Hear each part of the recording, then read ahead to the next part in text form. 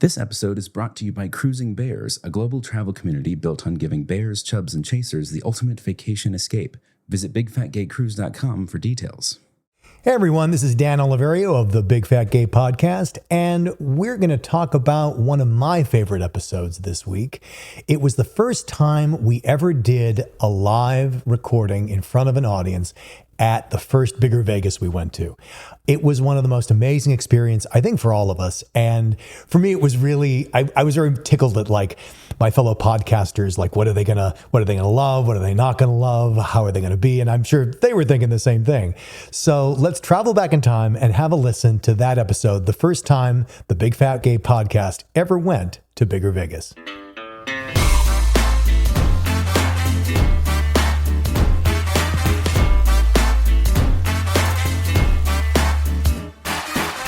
Welcome to the Big Fat Gay Podcast, where we like to talk about the things that are weighing on our minds.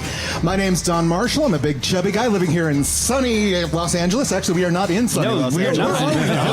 We are in Las Vegas. Holy moly. Oh my goodness, who are all these attractive people in front of me? I saw him first. Well, we are live at BiggerVegas this year, and to celebrate that, today I am a big, bad BiggerVegas boy. Thank you very much. Ooh, well, that's right. My name is Dan Oliverio, author, public speaker, and certified chubby chaser.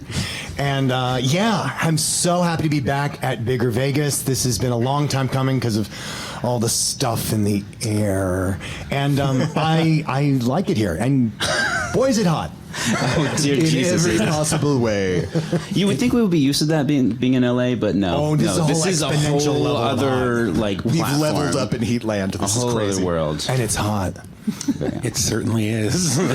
I'm Trevor Keyson. I'm a super chub. I am also not a Los Angeles boy. I'm a Las Vegas boy this week, and I'm here, it's hot, and I'm scooting around. And my name is Michael. I am a chaser, and this morning I have been a hardworking work boy. That has been me. This is a whole production. This is new for us. I don't know if it's new for you guys. Who here has been to a live taping of a podcast before? Anybody? A few. Wow, hey, more you than guys us. are more experienced than we are at this. We're just going to swap seats now. You're just... Yeah. Welcome to the show, everybody. Thank you so much for being here. This is fantastic. We even have a little Zoom stream going down there. Mm-hmm. Welcome, Zoom people. listeners. Thank Welcome, you so Zoom much people. for being here. This is awesome. So just so everybody knows, we are going to do a little bit of like audience Q&A later during the main subject. But we got a full episode here for you. Trevor has been a busy boy finding some super cool things to talk about. But first up, we have, oh dear Jesus, I need to remember my buttons. Okay, they're all here. We have a mailbag. You guys ready for that? Let's do it. Let's do it. Yay!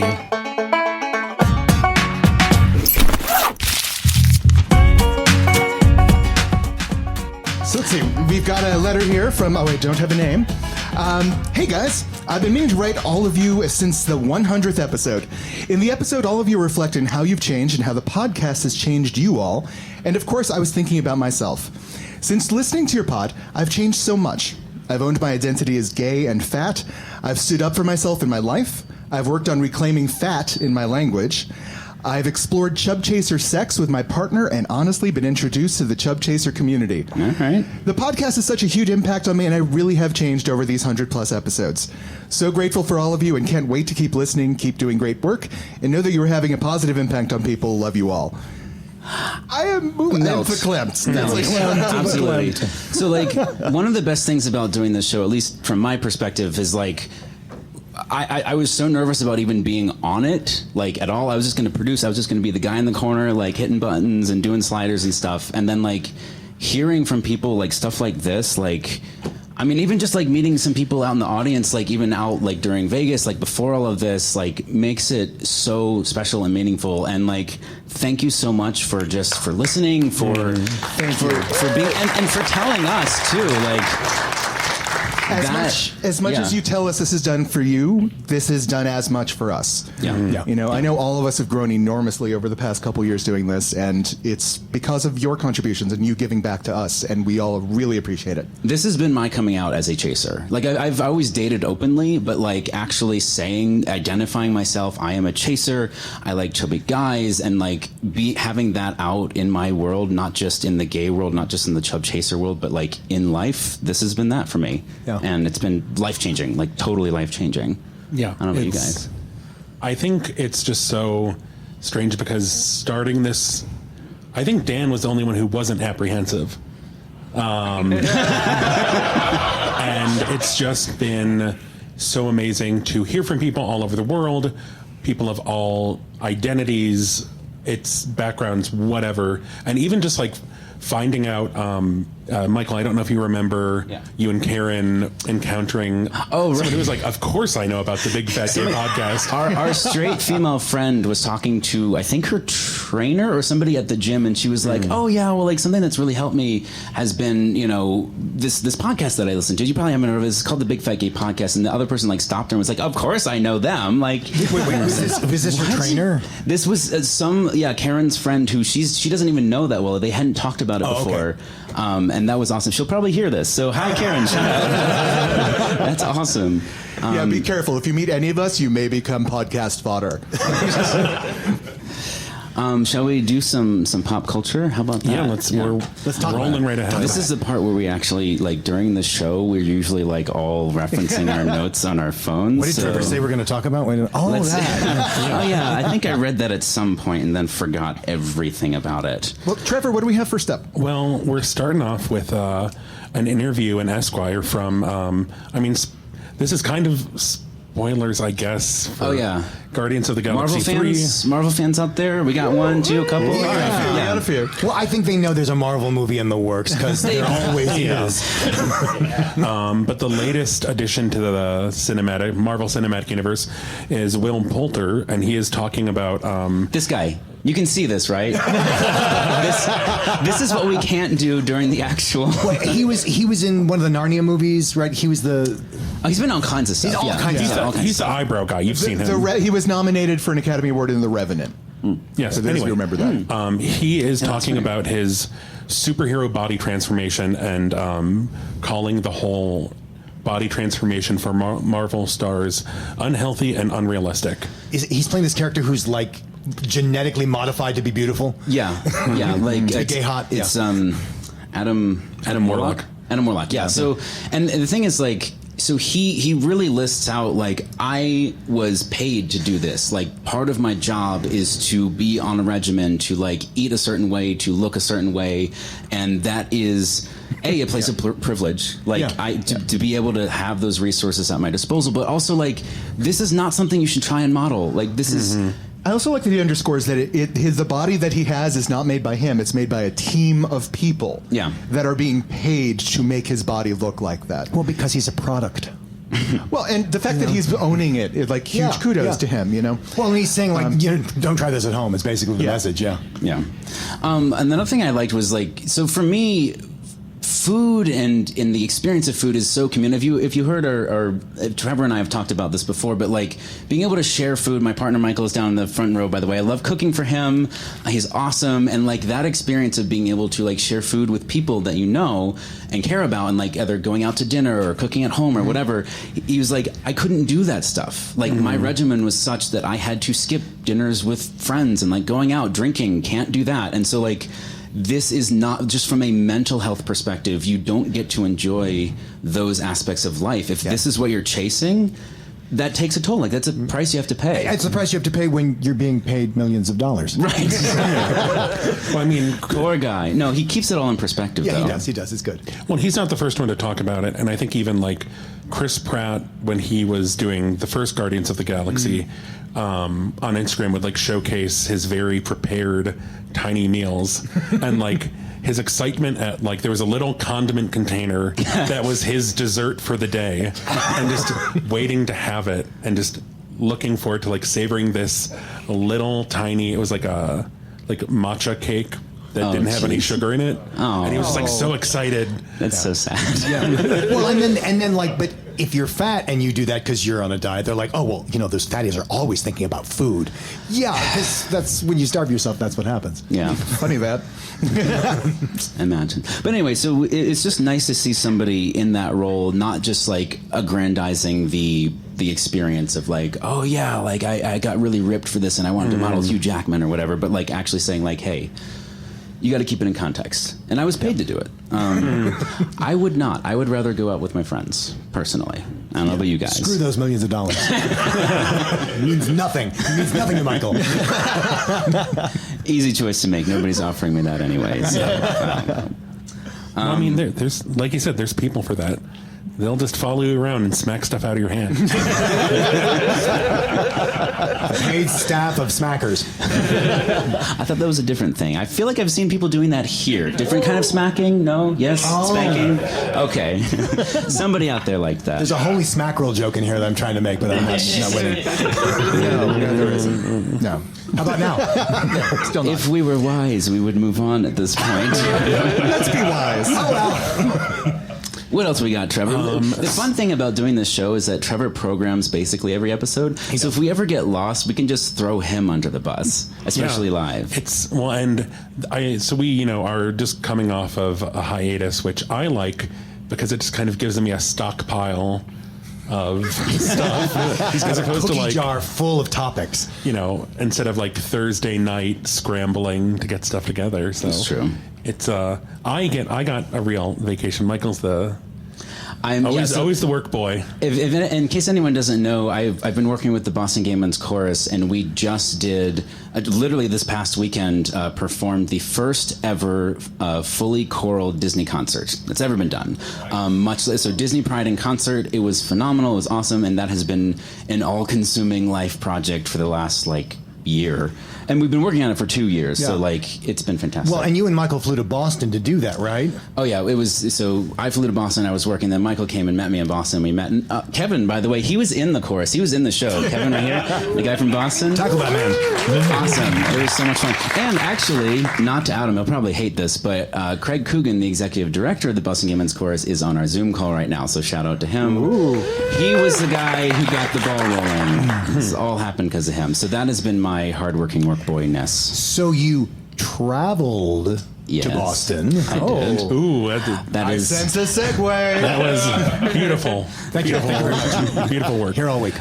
So in Oregon Live, there was an interview with, I feel like some people in the audience might already be following her, Jalen Chaney. Oh yeah. Anyone? J-Bay? She's J-Bay awesome. Productions? You're about to find out She why. is a plus-size travel blogger. So this was an interview with her, and it was kind of talking about traveling at a larger size and just embracing it and just finding ways to do that. Yeah. I love the title of the interview because she's based in Vancouver. So it's Vancouver travel blogger, quote, "We don't have to shrink ourselves. Society has to expand. Society has to expand." I lost my place. No, and she's cool because she also travels disabled as well. That's a big part of it. And so, figuring out how to advocate for herself and say, this is what I need, and then finding those resources and then sharing them, compiling them. It's a really, really fantastic. Just being able to see somebody going out and doing these things and saying this is possible. This is possible at this size, at this ability. Well, and what's opening up for people of size? Yeah, exactly. Yeah. Some of these bloggers, and I think I read an article from her. They've made me more adventurous in the way I think about travel. I spent a week researching kayaking for bigger people. I knew kayaking was going to make it into this. Well, and I just want to jump in an inner tube and float down a river somewhere. There we go. I have my fantasies. It's not so much to ask for. You can do that, Don. You can. Well, I discovered the inner tube that will let me do that. Wait, did you go to the water park takeover on Wednesday? I did. I love that you described it as the water park takeover. I just basically spent what the it was, entire right? night in orbit around the lazy river. Just Did anybody else go to the water park? Oh, yes. yeah. Oh, Yeah. yeah. Look at that. We won't talk about the wave pool. Unsubstantiated gossip. Gossip, pure gossip, I'm sure. That's what I heard, at least, from somebody. But so through advocating for herself, Jalen has, with her husband, started planning like big group trips for plus size people, fat people through a Trova trip. Oh, I misunderstood that. I thought that was something she was going on. She's actually. Well, I mean, she's helping plan it and organize it. Okay, great. So that if anyone, I don't know, if anyone's like, ooh, I'm, and we'll have links to her and stuff on our research page. So their first trip they're planning through Trova Trip is to the Dominican Republic this year, December 5th through 9th. Oh, yeah. And her husband also does some kind of like, she also is a fashion blogger. He does some fashion stuff, but also documenting his travel thrills and chills. I was trying thrills and chills, like experiences, showing videos, like, you know, he's like, I wear 6X, and like this is what it's like for me to be in an airplane restroom, and like I just can't do anything. Which I relate. Relatable. I would very relatable. Well, and foreseeable. Yeah, exactly. And I love that that's something that they're doing together, and also through that trying to, like, I think when you can do something for yourself, but you're also doing it for other people, I think that's just, I think that's what we try to do with this podcast. Sorry, I just see Trevor going like, Later, I have to take him on my shoulders and parade him around the room. As well you should. But if you want to follow Jalen, yes, she does a lot on TikTok. I'm not a TikTok person. It's too much. It's too fast. But she's J Bay Productions, and if you want to follow her very cute husband, he is Ard the Panda on Instagram and TikTok. Nice. And ARD. Yes, ARD. Follow them, give them support. I don't know. Is anyone like thinking about going to the Dominican Republic? Okay. See, we're already I saw another some little finger. business. It's exciting. Yeah. It's I don't know. This was like our first like out of state trip since the start of the pandemic. We're based out of Los Angeles. We've been up to Monterey, San Diego. So like this has been a lot. Yeah. But it's also You're doing great. it's been a good time, a fat time, a hot time, which is going to just take us right in. I feel like this is exciting for people who are new. Who's new again? Raise your hands. Who's All right. Okay. We got a few. 2, 3, 4, 5, 6. All of you. We're going to take your hands, and we're going into Fat Watch. BiggerVegas edition. It's so loud. Yeah, that eagle was a lot less. It was like less. There was more like a very little aggressive scary. eagle. My lizard Eagle brain is terrifying in my brain. trying to hide from that. I don't. You can come out from the table, sir. Birds are Fat Watch, dinosaurs. for the people who don't know, can we do a little introduction of Fat Watch? Because originally it was Lizzo Watch. Yes, because the Lizzo OG back in 2020. 2020, Lizzo was blowing up, and we just kept featuring stuff that Lizzo was doing. Well, it felt like she was leading the way in so many ways. And it wasn't like we set out to have a segment called Lizzo Watch. It's just we kept bringing up Lizzo stuff. So like we had a Lizzo Watch whether we wanted it or not. Yeah. Which then evolved into Fat Watch, and kind of like, so it's about like looking at fat activism, but then also looking at intersectionality and how you can be an ally for other marginalized people. So it varies between, we do fat activism, we do, reproductive rights, we do anti-racism resources. There's a lot going on this year. Heavy Cyrus from the guy who put together the database of this information. He did. Available on our website. Yeah. Yes. But lots of stuff, because it is just, we all know, but we're not focusing on that. We're focusing on having a hot, fat summer. Which, so this was a piece that was featured in Philadelphia Magazine by Emily Copley Eisenberg, and it was called Hot, Fat Summer, an ode to beach bodies at every shape and size. And this was it was great. I loved it. I'm very curious to everyone else's thoughts about this piece. So we're at BiggerVegas 2022. I have yet to go to the pool, and I have yet to take my shirt off. And I know that this is a different experience from people in different larger bodies than I have. And I'm not equating the two at all. But I have a huge amount of anxiety, like going to that space. I want to like push myself out of my comfort zone, right? Like I want to have fun like everyone else is having fun. And there's a certain element of like, I don't want to go down and make out. Like I'm not in the pool for that reason. But they allow you in if you don't kiss people. You want to stand, you want to stand with your people. Yeah. Well, and that's the whole reason of being here, right? Like, it's like engage with the community, like meet people. Yeah. Like, aside from this, like podcast aside, like I just want to like hang out and do stuff, and that is part of it, right? That's part of the social experience. We're in Vegas. It's hot as hell. There is a fantastic pool. We get a private experience of the pool after 10 o'clock every night, and I have yet to go. And I wanted to go last night, and I was like, maybe we'll mosey our way down there, and that's never going to happen that way. I have to put my swimsuit on at some point. And it sort of terrifies me. So this article talking about those experiences, obviously from a very different perspective, a fat woman, and it is extremely relatable even from my cis straight-sized body. Like, it's extremely relatable. Well, and I think the other thing that she talks about in the article is the fashion and how far that's come. Like we've talked about on the podcast, like briefs and bikinis for big boys. I've always heard about it, and we've talked about it on the podcast before, different sources of swimwear for everybody. But honestly, coming here and going to the pool has been just incredible, right? Like, seeing everyone here has found a way to express themselves in a bathing suit that, like, the world keeps telling me I'm not supposed to have, right? Part of I was going to talk about this later on, but for me, it was really hard to buy a bathing suit that didn't billow. You know, the little pant thing that almost becomes a skirt when you get in the water. Floaties. And so I bought this sort of like hot pink camouflage skin tight thing, which still is maybe a little long on the leg, but for me, I'm pushing the limit, right? And I got to say, wearing it here in the pool the first day was surprisingly freeing. Right? Well, as Michael was saying, it's all about community, and this is one of the few places where being gay is normal and being fat is sexy.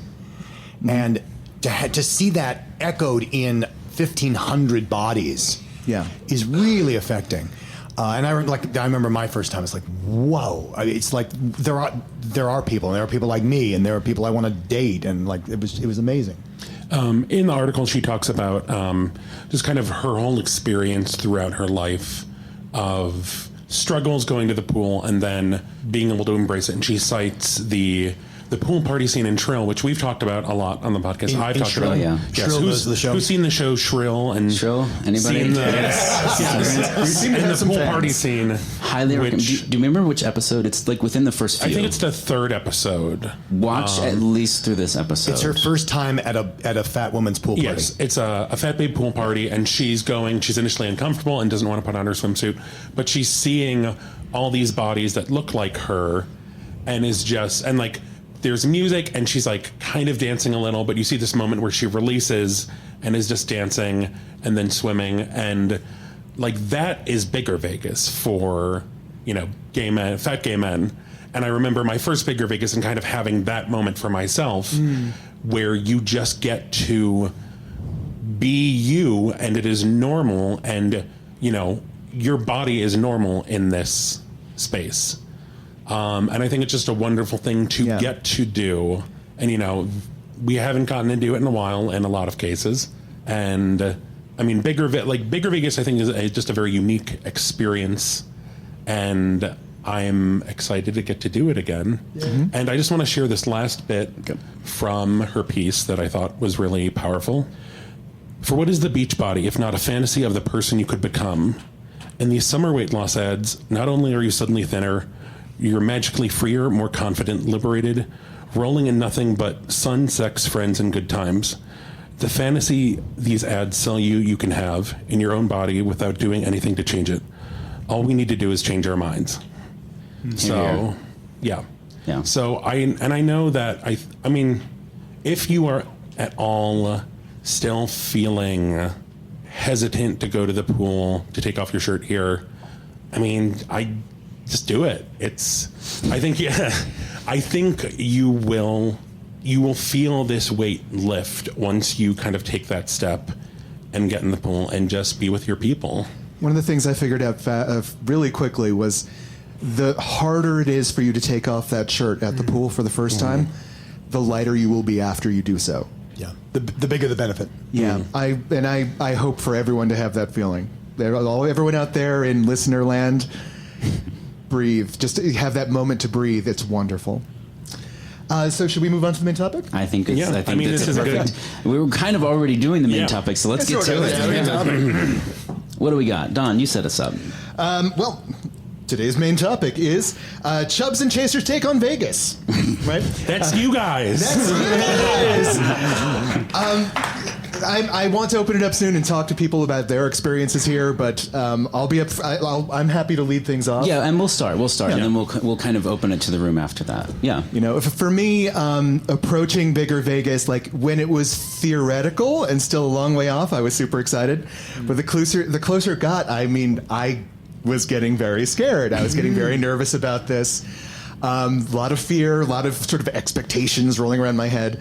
Conflicting fantasies of what would happen when I got here. Like, of course, when I walk in, you know, everyone will be amazed by my big, beautiful body. And, you know, and then that terrified me at the same time. And Oh, God, what if they stare at me? look at me. Can't they just be attracted to me without looking at me?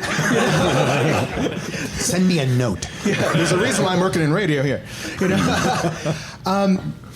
And I got to say, like, the experience was positive consistently all the way through, but it was because I had to sort of open myself up and work through the fear even while I was here, right? Yeah. Walking through the front door did not make the fear go away. Walking to the pool for the first time did not make the fear go away. And I'll admit, when that first fantasy of walking out to the pool and being seen by everyone and everyone being excited didn't happen, because everyone's there and oh my God, everyone's so beautiful and everyone's so confident there, right? Yeah. That being a first timer, I felt like I shrank in a little bit, right? But that first morning when I finally did get into the pool, right, and I just let myself sort of float, right? And I'm sure there's some people in the audience here who know what I'm going to say when I say this. When I floated with my body on my back, with my stomach and my moobs above the water, feeling the sun on it, I closed my eyes and I realized it didn't matter if anyone was looking at me.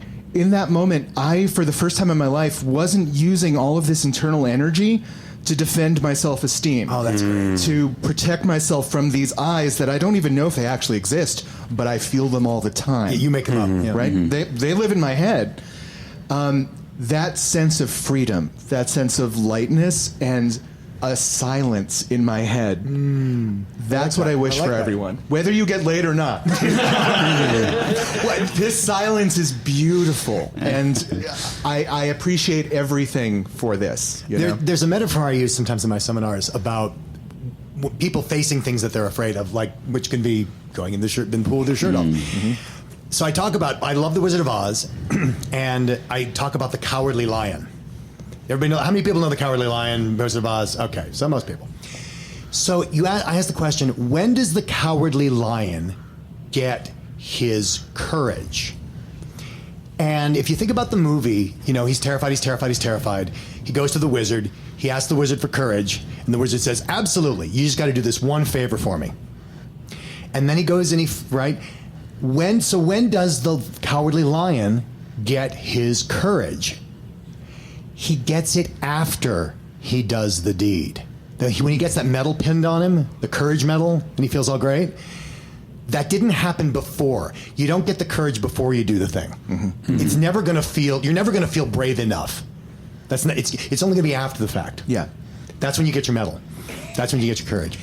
And it's such a powerful thing. I actually did stay out at the pool, and I watched a couple guys come down, and I saw the fear that I was feeling on their face when they came down to the pool. And I didn't know how to be supportive, so I just sort of wanted to see how they would deal with it. And I could see that transformation time after time when that person felt sun on their skin in front of other people and didn't feel like they had to apologize. Well, and That you know, means for all we know, they even in their private, like, not everybody has access to like backyard sun. Sure. So that may have been the first time. Yeah. So, besides the pool, because the pool, I feel like the pool is a very obvious, relatable experience. What else, like... I mean, I put this down. I have my scooter. I have been talking about this a lot. Scooter fun. Who has a scooter? Everyone. Who has a scooter? clap. Who out there has a Yes, couple- very exciting. A couple of people. Yeah. So this is my first. I've mentioned on the podcast before doing Disneyland in a scooter for the first time, and then like 100% after that. And having been to this event before, I knew I'm going to want a scooter. Bad back, hot. Desert heat. Well, also, I think people underestimate the amount of walking and traversing at the Tuscany. I was going to say, this place is a complex. Having never been here before, like, there's a lot of great accommodations, and it is huge. Like, we're back in way back. This is like, I feel like kind of smaller for, like, there's bigger resorts in Vegas that, like, I don't That said, know. I'm pretty sure there are coyotes set up to smuggle people from N over to the But so we had a little hiccup with Monday when we arrived. Scooter wasn't here; it came quickly, and to be able to zip back and forth, zip all around, And zip he does. speed around, have crashed into an elevator. But the elevator is not suing. It's Have been scolded by security. But that was for drag racing, right? No, that was like the one time I was being a very cautious citizen. But it has just been such a game changer. Well, do you want to talk about, and maybe you don't, maybe it's not applied, but was there anything to get over about, like, I'm going to rent a scooter, I'm going to be that guy in a scooter, I'm going to be the fat guy in a scooter? So, I mean, I went through that before the Disneyland thing where I was like, a scooter. And it's so interesting to, like, I was thinking about that this morning of, like, because I know how it feels and I know what my body does when it's like, my back's screaming, my feet are screaming, whatever. And I've seen I've seen that this weekend with other big guys and recognized that. And I know that some of them were like, oh, I can't do the scooter. It's not I don't want to be in a scooter. And just thinking about how, like, at Disneyland, there's the whole thing of like, oh, there's, the scooter fat people. But then, like, no one says anything when there's a thin person in a scooter. And it's just like this, oh, they must have some injury and, like, oh, that's so Maybe how their hard for knees them. are hurting. Those poor people, they should have the and scooter. It's like when, a thin person with a bad knee is in a scooter, it's okay. But when a fat person's in a scooter, regardless of whatever they have, it is a thing. And I think being able to get over that hump and just give yourself some grace. And one thing about the scooters that I'm loving, when I got here on day one, you could tell everyone had just gotten on their scooters, and there was a hazard. Like, there were some scooters just running out of control in the hallways, people dodging to the sides. Okay, by day 3, the skill levels have gotten elite. Oh my God. Like, we should set up a slalom course here and do drag races. Scooter races. Yes. There's a couple people here I think could do a loop-the-loop right now. I'm impressed. I'm very impressed. And I'm super jealous because it looks like so much fun. Things have improved, and I'm pretty graceful at this point. But I was talking with Michael about this. I have had this where, like, my belly bumps into the accelerator, so then I start going forward, and then, like, I pull back, and, like, I pull back and go the other way, and then my belly hits the back, the reverse. So then it's just kind of this panic feedback loop of like, oh no, I don't know what to do. Well, I mean, I was led a couple of seminars at the straight analog of this event, which are called BBW, Big Beautiful Woman, bashes. They're called bashes. And so I was leading a couple of seminars there, and it's fat women and straight fat admirers, who are mostly men. And it's really funny because the women would ask me, so what's it like on your side of the fence, basically? And they were like, and so they're like, and you love your scooters, right? I'm like, actually, the guys, and at that point, this was a couple of years ago, like, I'm not seeing a lot of scooters. And they're saying, oh, we love our scooters. And they're going on and about how they match their nails to their scooters and compare scooters, and they love their, like, it was none of this sort of like, I'm a big tough man, I don't need no scooter. It was none of that. It was like, where's my scooter? Well, and I feel like, maybe just because I'm looking more because I'm also in a scooter, I feel like there's more scooters this year, which absolutely. I was thrilled to see because it is just, if you are like if you're in pain this week, next event you go to, like especially like next BiggerVegas, whatever, like where there's a lot to traverse, get a scooter and it will completely change your experience. Or an amusement park, or wherever you're going, where you think like the walking could kill me, it's absolutely worth it. And I feel like I should point out, like this is very much the same thing we're talking about with bathing suits. Yeah, it is, isn't it? You're denying yourself joy with the scooter, right? You're gonna have you have more mobility, and it looks like freaking fun. So why not? Well, and you know, Trevor, you don't need the scooter 24/7. It's not like you live life in a scooter, but it just helps you get past the distances. Yeah. But then the other thing that I've noticed you found is that it's like, oh, well, I do now have a comfortable chair in the hospitality suite. And I do know I have some place to sit by the pool. Well, part of that is also just the rental company put the fear of God in me that like, oh, there's people that just have copies of scooter keys and they steal them. By which you mean a resorts. paperclip, you know. I'm just picturing a scooter theft ring. I mean, it sounds grandmas. like that. Like a scooter chop shop out back. So there actually is a company here that does only yellow scooters, which that is very unusual. That is not a common scooter color. And maybe... Sean, is that where you got yours? Yes. The Yellow Scooter Company. Yes. Yellowscooters.com. Yeah. Maybe they're the ones stealing the scooters and they're going into the chop shop and painting them yellow. They erase the serial numbers and paint yellow. So I have the other perspective on or not the other perspective, the other experience of scooters, which is that my partner Michael got a scooter for this event as well, and this was our first experience doing that, and especially coming from a really rough travel day on Monday, like Logan Airport, you suck. You right there, Boston. Stop that airport. The lift drop off is like a mile and a half from your actual, not the gate, but the terminal. and so just like walking and trying to get through the stress of travel, whatever. And so we got here, and it was going to be sort of a like feel it out thing. We didn't know how big this place was, and so we're like, well, we'll do a little walking ahead of time in the first couple of days when it's still a little calmer, and see how it goes.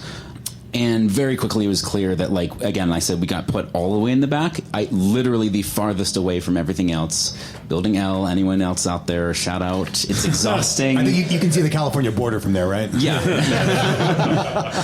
And so it was like very quickly apparent, like, we got to try and get a scooter. And of course, many, many scooters are already taken and companies are like out right now.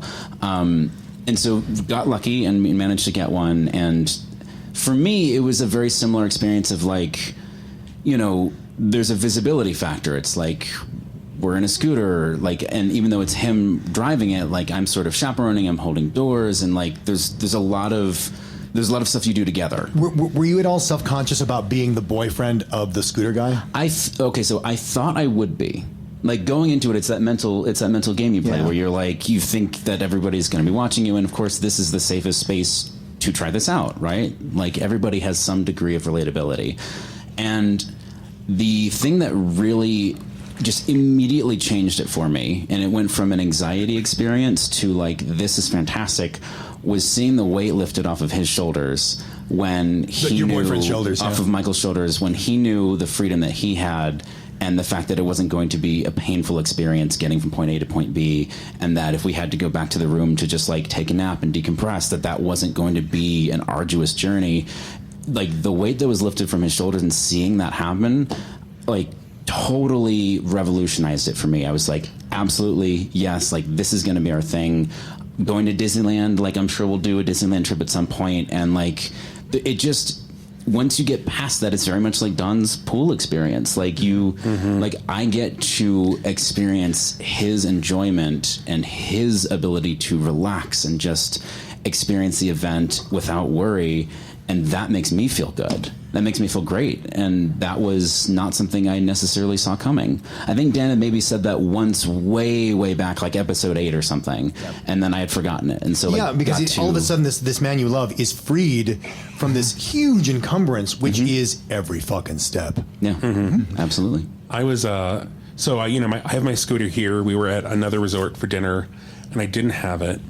And it was like it's like this is what it would have been like if I didn't bring, I didn't get the scooter to Tuscany. And there's just a point I was like Sliding Doors, that movie where they show you the alternate reality if you happen to walk. And I wanted to just like summon the scooter.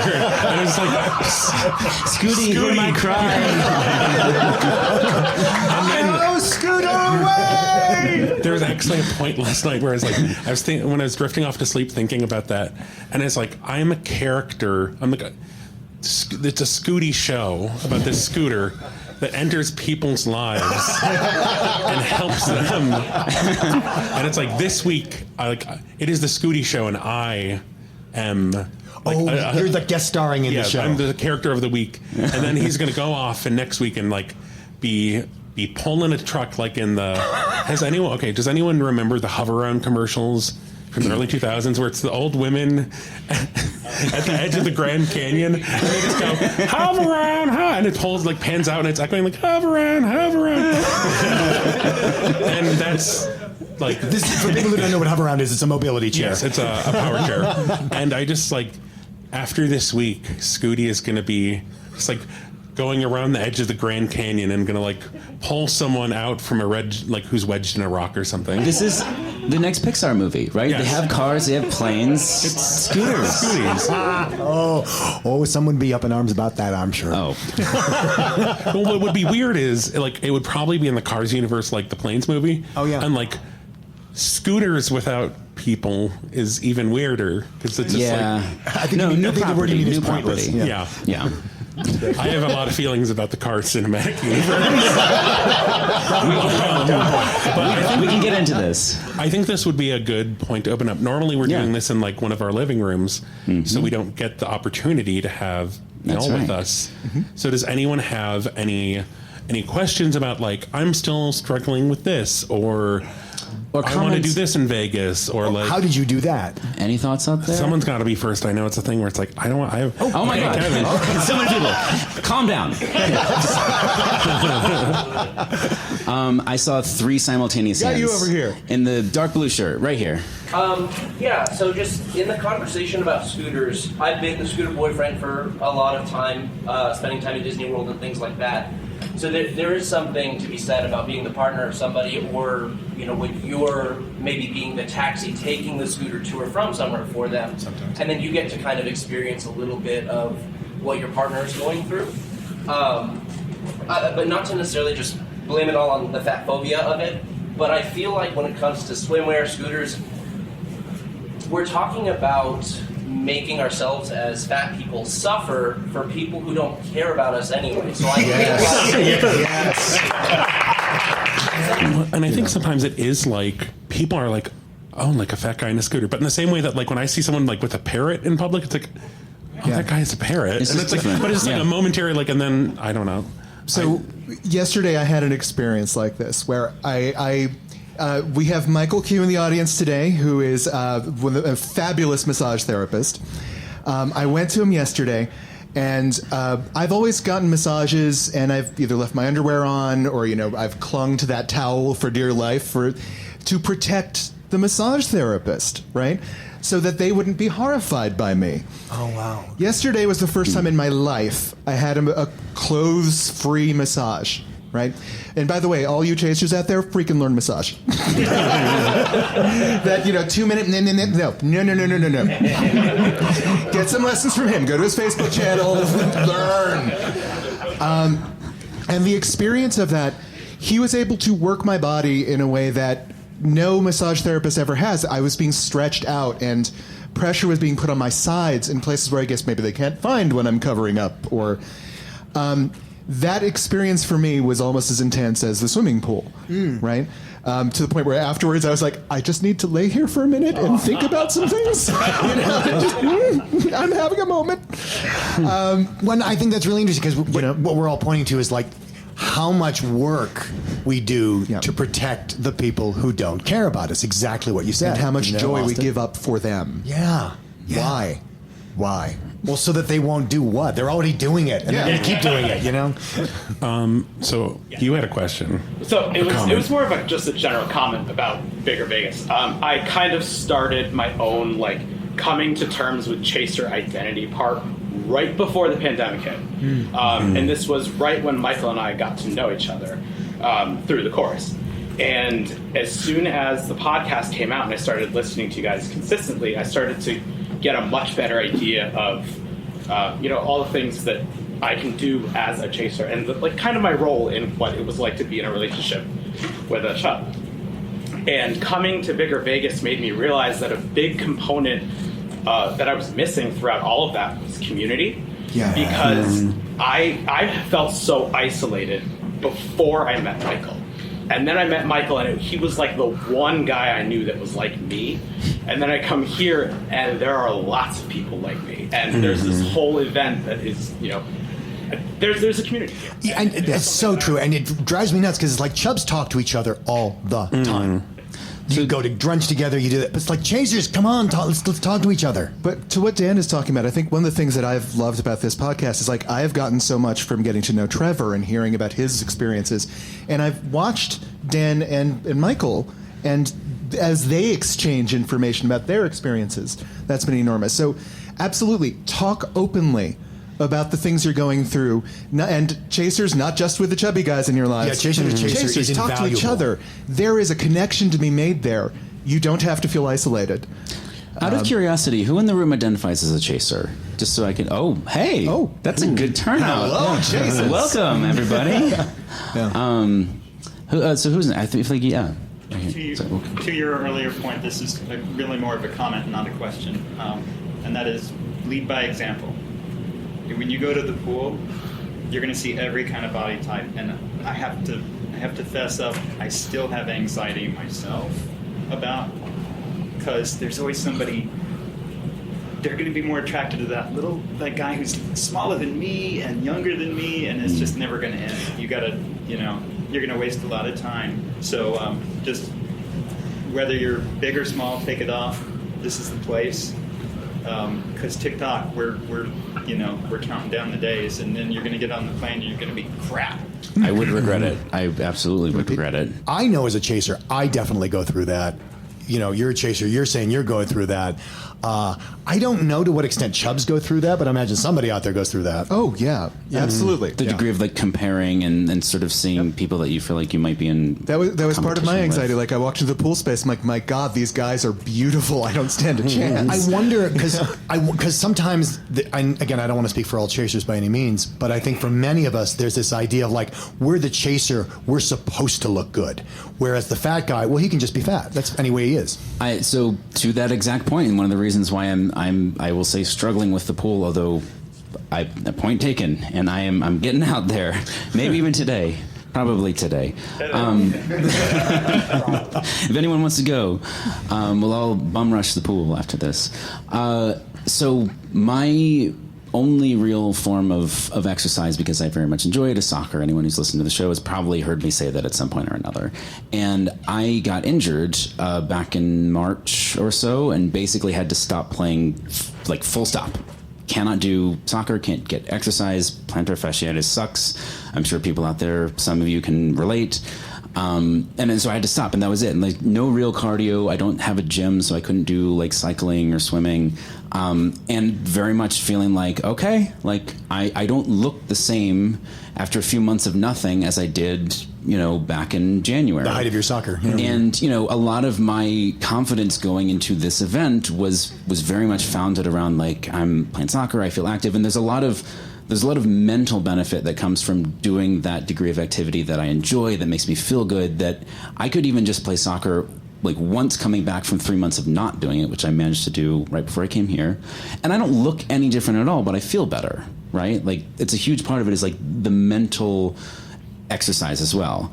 But I weigh probably a good 20 pounds more than I did back in January, and I'm hyper aware of it. And I know that's silly to say in an audience largely full of chubs. And you feel shut the fuck up. You feel so overprivileged. There's a part of me that's I was worried to even bring this point up right now because I don't want to suck up space from people who have to deal with it daily and they don't get a choice. I can pass. I look, so, but to that, to sort of bring it home, I am going to try to lead by example, as that's a very good point. And I don't think it's nearly as important to like convince myself to go into the pool for myself as it is to convince myself to go in the pool so that Michael and I can go in the pool together.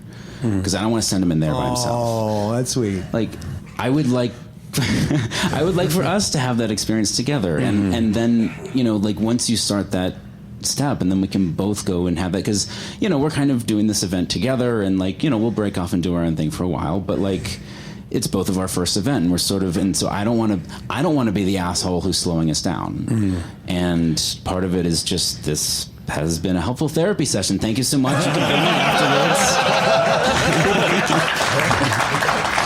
I think it's important to acknowledge that, and that your discomfort is valid. And I think there's something to that, because I think there are a lot of fat people that think, like, you know, would look at you and think, well, if I was his size, I would finally be comfortable and confident in my body. And I think acknowledging that everyone, regardless of their size, has the same human experience of feeling discomfort and feeling like not enough and not feeling, you know, okay. But a lot of chasers especially don't feel like they deserve to have that issue. They shouldn't have that issue. And because I have that issue, right? I mean, I'm very much in the same boat of you. Like, this is not how I think I should look. One of that, I should that's look what, better than this. Yeah, that's what prompted me was like, I don't know if I can put this right. So like, I'm attracted to fat men, right? And so like, there's that sort of agreement, like walking into it, that I'm going to look a certain way and you're going to look a certain way, and that we appreciate that about each other. But then when my body starts to change and I feel like I'm getting further away from what I'm supposed to look like, I start feeling very self-conscious, and I start feeling like I'm kind of letting down that relationship agreement, basically. And then when you put it out into a crowd of people, it gets amplified. I think we might have a comment there. Sure. Is that a comment or a different question?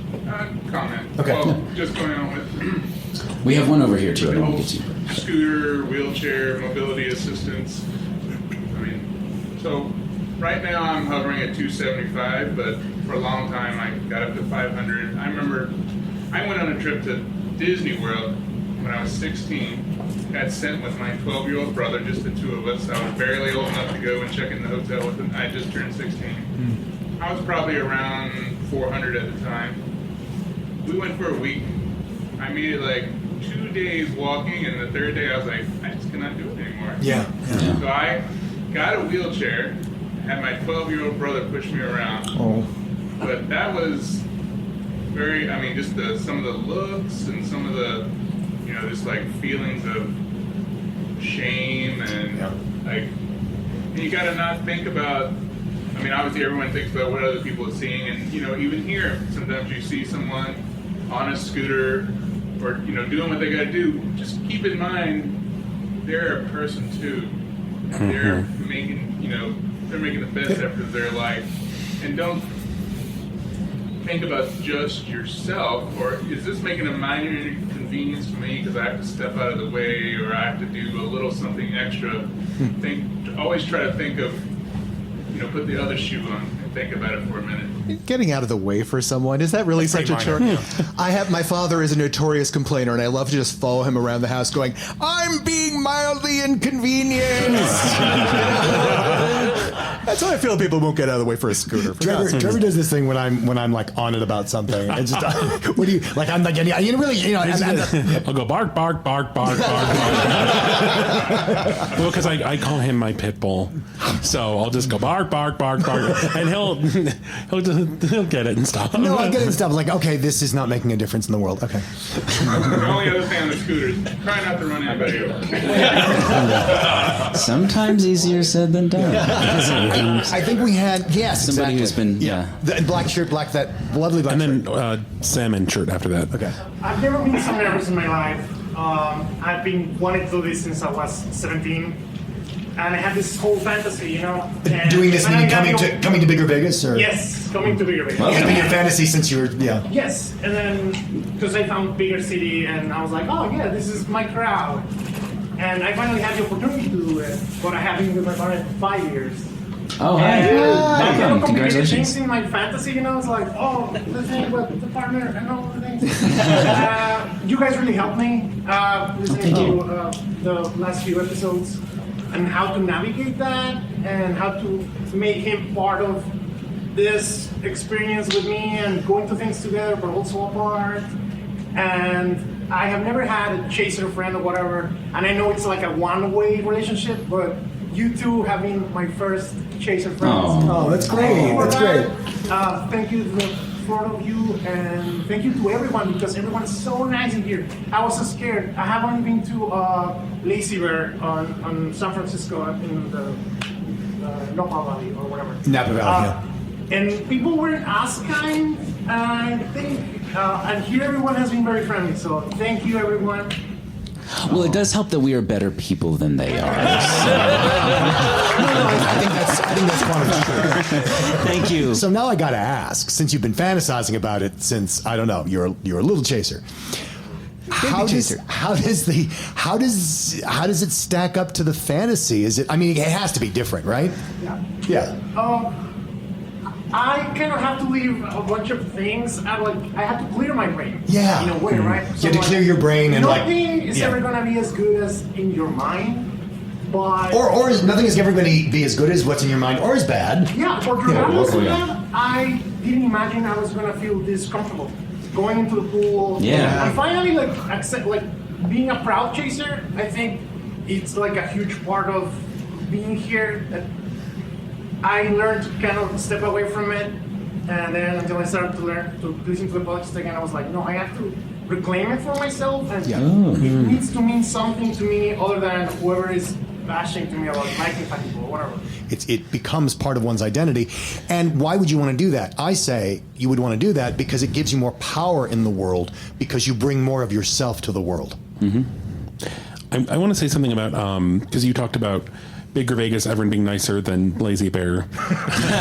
Well, no, just because BiggerVegas is such a unique event, and I was talking to someone earlier this week about it, how it's like, I've never been to camp, but there's something about it that is in my mind, this is what camp is, because I think this is what camp should be. Yeah. And it's like we're going back to the same place. It's, it's always the Tuscany, and getting to visit people in the same space, every couple of years, and just getting to pick up where you left off and catch up and just spend time together is just a really magical thing.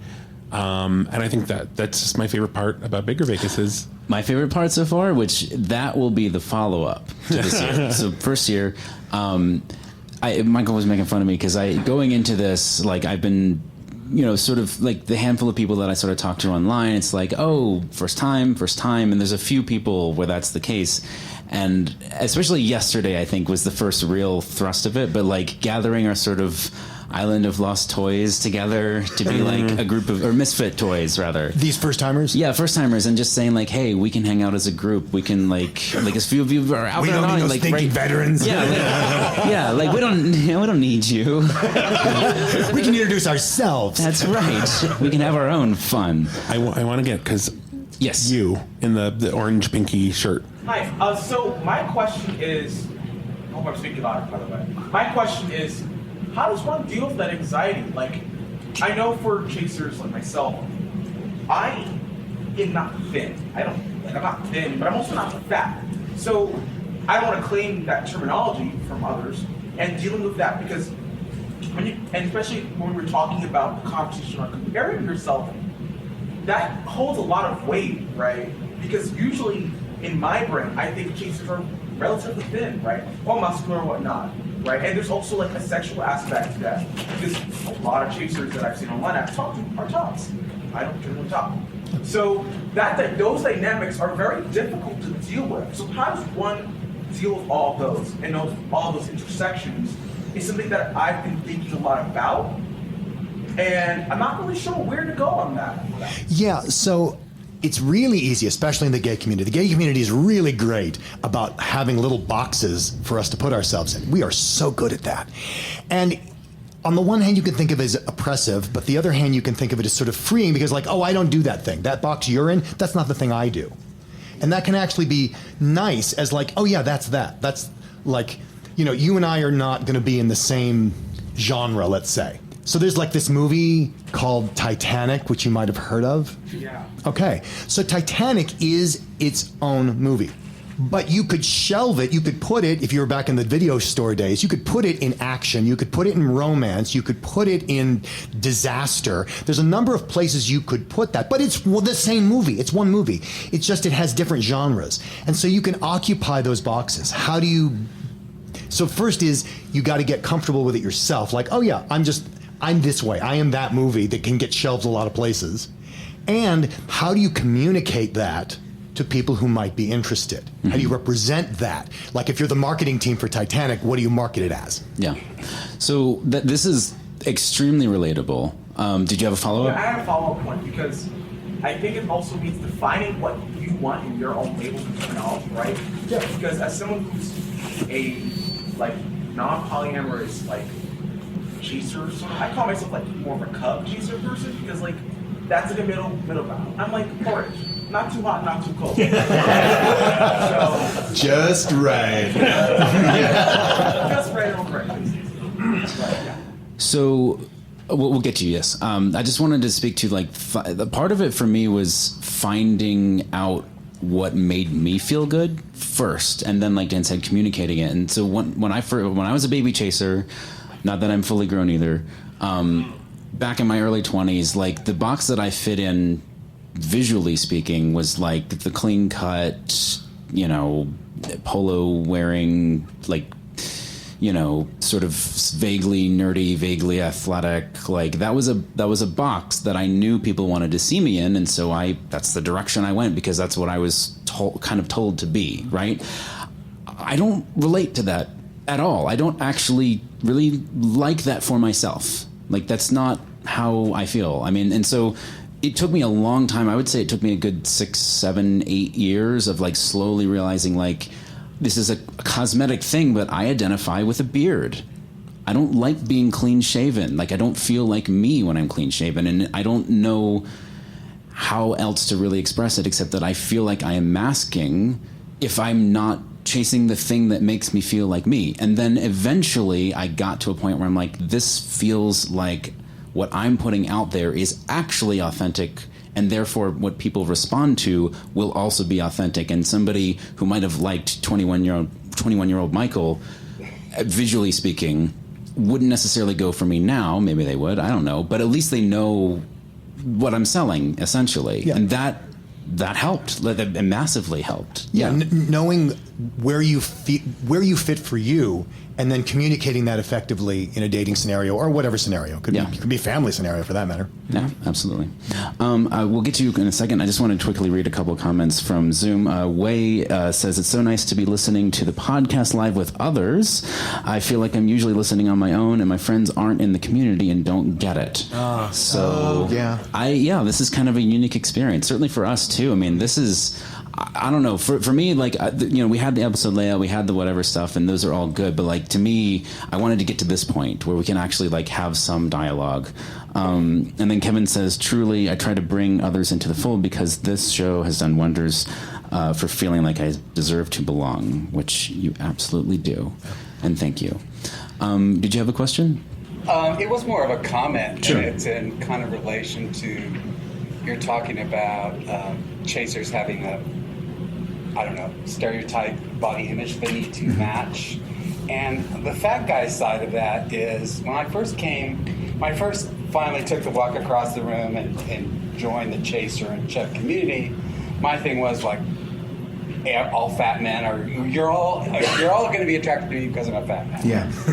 And of course, what I discovered from my first boyfriend was no, actually, they're not. And the truth of the matter is, fat men are all fat, but we're not all fat in the same way. Mm-hmm. Our bodies are wildly different in the way they distribute the fatness. So obviously, we're not. Nobody. What I ended up finding out over a period of time is nobody is the universal fuck. And that applies to chasers as much as to fat men as much as it does to chasers. Yeah. So I mean, part of that I think is getting over the expectation that you've got to fit a certain chaser box. Fat men, we don't fit the same box except for that larger description of we're fat. Mm-hmm. I think while certainly chasers, we have our types, I don't think correct me if I'm wrong. I think it's different than, because when we feel off, a chaser, if we feel off, it's like we got our body wrong. We're wrong, which is, I know what your experience is like 99% of the time in the world, but but when we look at fat guys, it's just like, oh, they're all fat, they're all beautiful, and I may or may not be attracted to that particular one. Like, absolutely, we appreciate the difference in fat bodies. Chasers certainly do. But I think maybe we reserve more judgment for our own bodies, or maybe that's just me. I mean, sure, yeah. I guess, that's an interesting thought. I hadn't really... Like, I don't think we judge fat bodies as succeeding or failing. It's just, we're into some more than others. Yeah, but we judge not. ourselves as succeeding or failing. Oh, yeah. Yes, absolutely. Yeah. I saw 2 hands. Yeah, I'm just kind of touching on the anxiety from before, and he basically just said most of what I was going to say. Like, kind of in our quest to accept all these body types, we end up labeling them, and then we kind of get hung up on those and kind of discriminate more than we would if we didn't have the labels in the first place. Yeah. Like, thinking right now, like, if you think about heterosexuals at a bar, they're not, like, labeling each other, like, these different terms. They just, like, meet each other, and if it works, it works. Whereas we were thinking, like, oh, like, that person probably doesn't like my body type, or that guy, he's in a group of chubs, he's probably chub for chub, he's not going to be into me. So with anxiety, a lot of that is just using your imagination to think of the worst possible outcome and, like, scaring you out of trying. And really, you imagine the other person as having all the power in the situation and making all the decisions. But by just relying, or like going with your anxiety, you're really taking away all their power and making the decision for them. Yeah, I think it kind of ties back into what Don was talking about in the pool and, like, floating. You were imagining all the eyes on you. You're imagining what everyone else is categorizing as. No one watches you more closely than you. Yeah. You're always watching you. And I love that phrase you said about scaring yourself out of doing the thing you want to do. Like that, that summarizes everything we've been talking about here. We going there? This is an aha moment for the scooter and my mobility issues. And so I've always been an active chub. I love dancing as well too. Some had some mobility issues. And so here I am. And so I was hesitant about getting a scooter, but I've been here before, and I was like, this is huge. I'm getting a damn scooter. So I was like, okay, got the scooter, came here. I'm like, okay, my name is Yellow Brick Road because she takes me on a journey.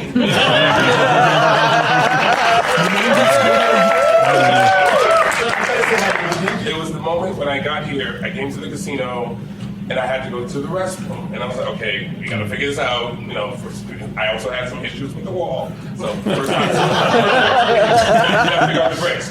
And so I went into the restroom, and I'm getting into the large stall, and all of a sudden, a gentleman comes up behind me and says, do you need help? And I was like, well, yes. And I was like, okay, he's holding up the door for me. And then he says, you're very beautiful.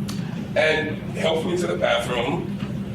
Little rubs in my belly as well, too. And I was like, it was at that moment I knew I was going to be okay. Nice. That's great. That's great. I was like, this is going to like push people away. And all my friends were like, this is the event you need to come to if you're going to use a scooter. At that time. And it was that moment I was like, I'm going to be okay. I love that. That's awesome.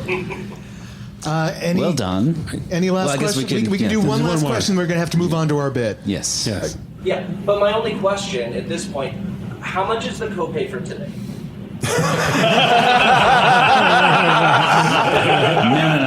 No. We're not in any networks.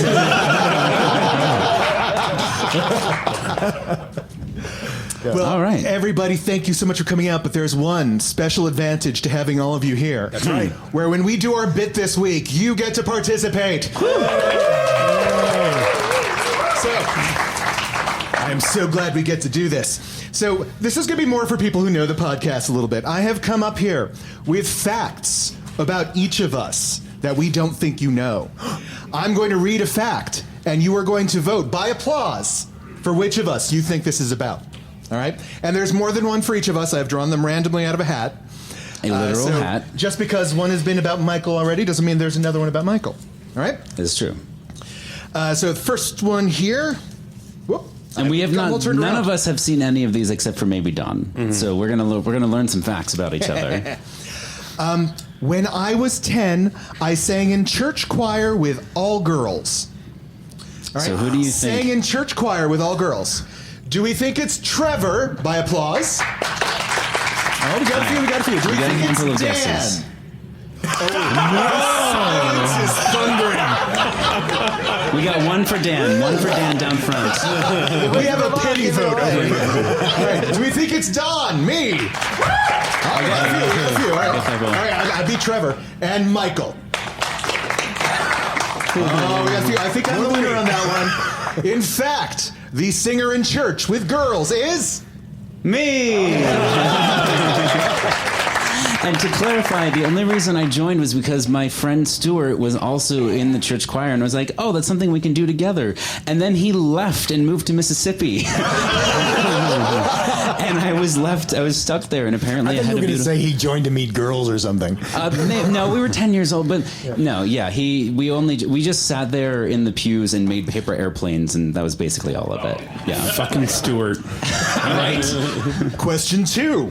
I once did a science fair project about hair color and hair retention. Dan? Oh. Okay, all right, we got a few. Here's our science guy. Me? There are a few. I think Dan's still in the lead. Michael.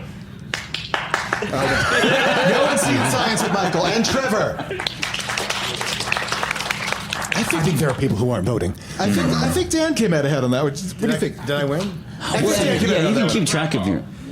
In fact, the truth of the matter is, the person who did the hair projects was... It was Trevor. It's heat retention. Oh, heat retention. I am so sorry. It was a horrible science fair. Sometime I'll tell you about my science fair project.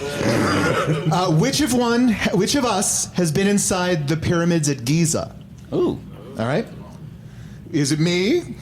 Oh, we got a smattering. Is it Michael?